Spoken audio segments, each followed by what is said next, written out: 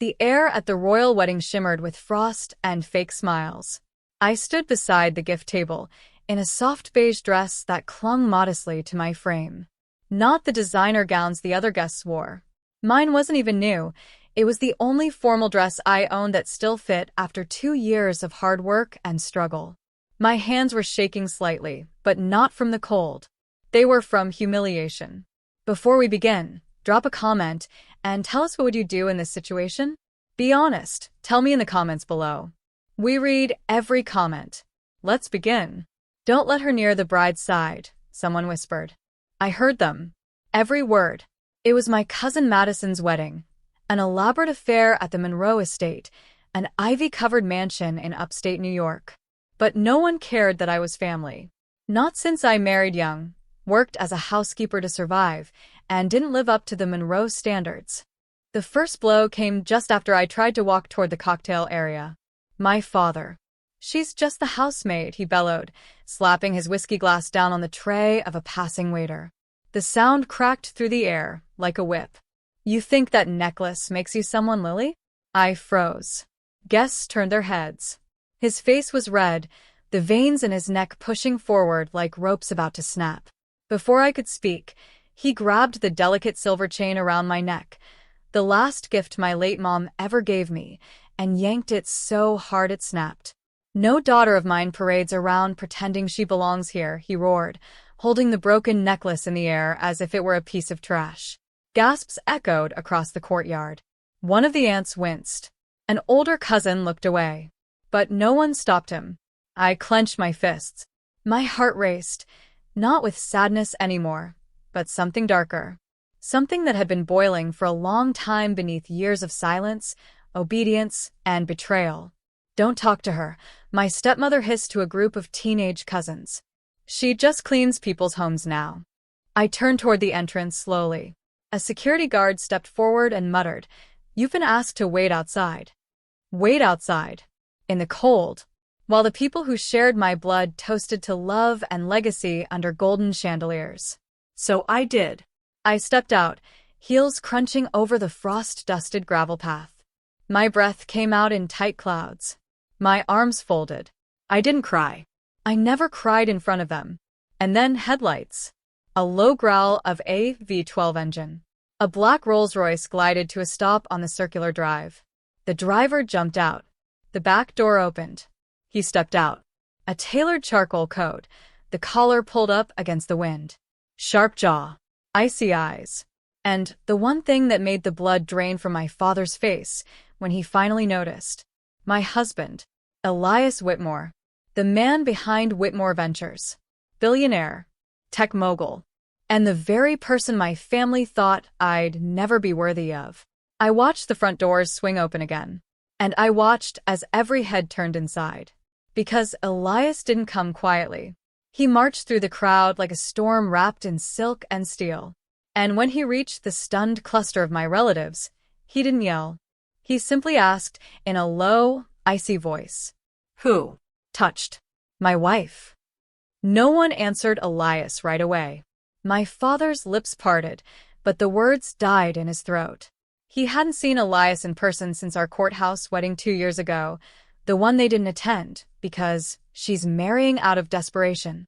Now he was standing in the center of Madison's wedding like he owned the place, and in many ways, he did. The Monroes were old money, but Elias was new power. Global. Relentless. Feared in boardrooms and respected in every financial circle on the East Coast. I stood behind the large glass doors, watching it all from the cold. I didn't move. I wanted to see what my father would say now, when the world's eyes were no longer just on me, but on the man beside me. Elias's voice cut again, measured and calm. Who put my wife out in the cold? The tension inside crackled. Aunt Bridget looked down at her clutch. Uncle Wayne took a long sip of his champagne. Someone cleared their throat behind the harpist. No one dared speak. Until my father did. He forced a half-laugh, stepping forward like this was all some misunderstanding. Elias, son, look, we didn't know she was she showed up dressed like. Elias raised a hand. Just one. And my father stopped talking. Lily Whitmore. Elias said clearly, turning slightly so that the whole room heard him, is not just my wife. She's the strongest woman I know. She built herself from nothing. She stayed kind. While the rest of you, his eyes scanned the crowd, and his voice dipped into venom, measured value in nameplates and wine labels. I saw my cousin Madison's new in-laws shifting uncomfortably. Her groom, Connor, stared at Elias like a deer caught in headlights. This wasn't in the wedding plan. I was told to wait outside, I said softly, stepping back into the room. Elias turned toward me. His eyes softened the moment he saw me. He reached for my hand gently, as if the chaos behind him no longer mattered. I didn't want to ruin the wedding, I whispered. You didn't. They did. He kissed my knuckles, then turned back to the guests. And let me be very clear, if one more word is spoken against my wife, you'll see just how many contracts I can cancel in this town. Or how quickly the Monroe name can lose its prestige. The threat wasn't hollow. Elias funded most of the city's new tech corridor. He backed half the venture portfolios Madison's new father-in-law invested in. Without him, reputations and fortunes would crash faster than the champagne pouring from the centerpiece fountains. I didn't mean anything by it, my father stammered. It was just emotions running high. She's just the housemaid, I repeated, staring into his eyes. He flinched. Elias's jaw clenched again. I married her, Elias said, stepping protectively closer to me. But long before that, she rescued me. When no one else saw the man behind the mess I used to be. She's the reason I am who I am. And today, you humiliated her in front of the very people who used to claim they loved her. I could feel the shift in the room. The silence wasn't just awkward now, it was terrified. Apologize to her, Elias said to my father. Now. Or I'll break this family in ways you can't imagine. My father's mouth twitched, but no words came. He looked smaller than I had ever seen him. This was the man who once told me, "You'll always be nothing but a burden."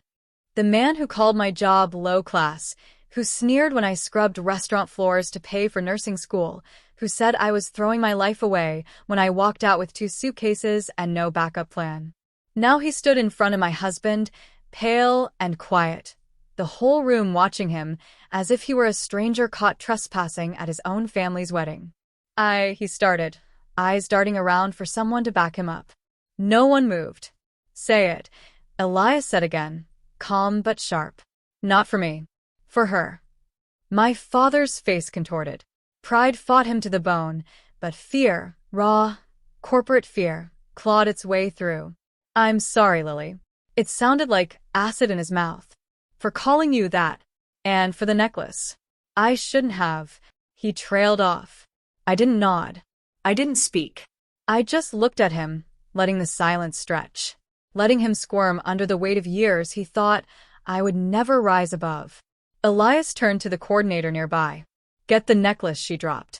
And while you're at it, bring the event manager. The woman scurried off. Elias turned back to the crowd. I didn't come here to interrupt a wedding, he said evenly. But when my wife is dragged through frost like a servant and humiliated by her own blood, don't expect me to stay silent. Not anymore. A few guests began shifting back toward their champagne flutes. The music, which had stopped, cautiously resumed. But no one was really celebrating anymore. And then Elias dropped the real blow.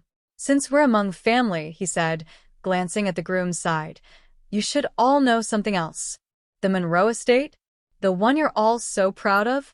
My firm purchased the remaining liens on it last week. This morning, the title transferred. Gasps rang out. What? My Aunt Bridget whispered. That's right, Elias said, pulling out a folded piece of paper. Ownership is under Whitmore Holdings. And the new co-signer on this property, he handed me the paper, is Lily Whitmore. My breath hitched. I didn't even know. The crowd's silence shattered into murmurs.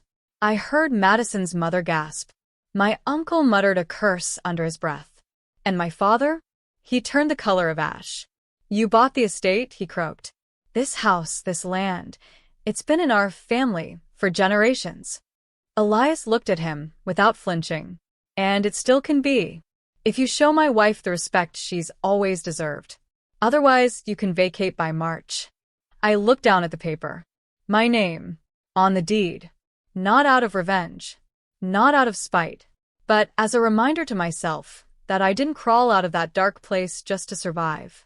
I rose to own the room that once threw me out. Let's go, Elias said gently.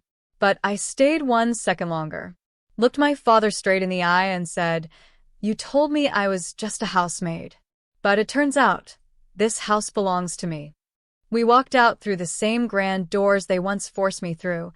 Only this time, no one dared look away. Elias placed his coat over my shoulders. His touch was gentle, but I felt the power in it, the quiet storm he became when someone crossed a line too far. Especially when it came to me. "You okay?" he whispered as we stepped into the chill dusk air. "I don't know," I admitted, eyes still burning from everything that had just happened. I thought I was used to the way they treat me. But this felt like being spit on in front of the entire world. He stopped beside the Rolls-Royce, turned me gently to face him, and tilted my chin up. "They don't see you, Lily." They never did. But now they have to. The car door opened, but I wasn't ready to leave. Not yet. Behind us, the lights inside the estate glowed like fireflies trapped in a jar. Fake warmth. Fragile civility. Inside, they were probably trying to salvage the wedding. Trying to pretend nothing happened. But something had happened, and not just to me. Elias had changed the balance of power in one move. Not through rage. Not through violence. But through truth backed by undeniable force. "You really bought the estate?" I asked quietly, as we slid into the back seat. "I did. Last week. I was going to surprise you. But I didn't expect this." He looked out the window, jaw tight. I should have stepped in sooner. "No," I said. I needed to see it. Feel it. To remember why I left. The car pulled away, but the emotions didn't. They stuck like thorns under my skin. Back at our home, miles away from Monroe pride and porcelain facades, I stood in front of the mirror and stared at the empty space on my neck, where Mom's necklace had once rested. I couldn't sleep that night. I kept hearing their laughter, their whispers, the sound of the chain breaking. But I also kept hearing Elias's voice. "Who touched my wife?" I opened my laptop at 3 a.m., typed out an email to my old nursing professor, the one who had always told me, "You should teach." Maybe it was time. Not for revenge, but for growth. For power. Not just owning properties, but owning my future. 3 weeks passed. Then came the letter. A formal apology from the Monroe family, notarized and cold. I didn't respond. But what shook the foundation deeper? Madison's wedding photos went viral.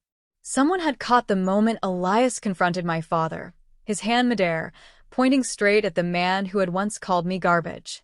People weren't laughing anymore. People were asking questions. Who was the woman in the beige dress? Why did the billionaire defend her like she was royalty? And suddenly, the girl they once called a maid was the face of half a dozen trending stories. Wife of billionaire Elias Whitmore humiliated by her family, stands tall. Modern Cinderella moment goes viral. Housemaid turned queen.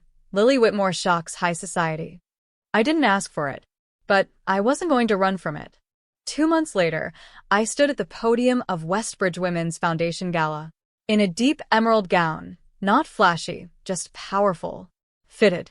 Elegant. Confident. The kind of dress that didn't scream wealth, but whispered arrival. The room was full of women, entrepreneurs, educators, survivors, fighters. People who had seen the inside of struggle.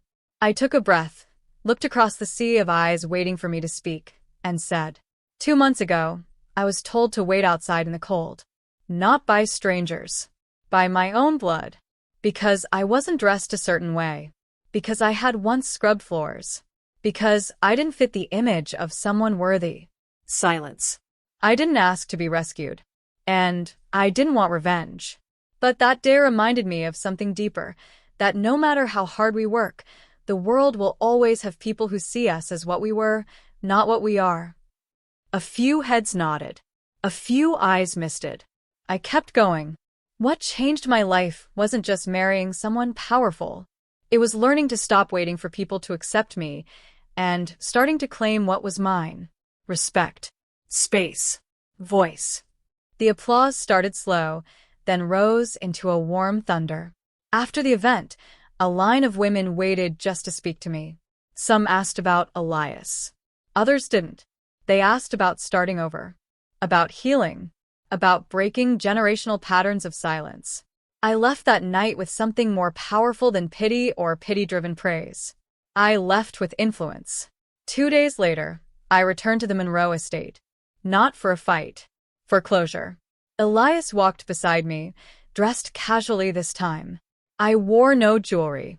Just a plain navy blouse, jeans, and flats. My father answered the door. He looked older. Thinner. Like life had taken something out of him. "Lily," he said, voice hoarse. I didn't ask to come in. "I'm not here for revenge," I told him. "And I'm not here to forgive what isn't ready to be forgiven." He nodded slowly. "But I needed to see you with my own eyes. Not to hate you, but to let you know I've moved on. And this place." I turned to glance at the estate. "This place has nothing left that I need."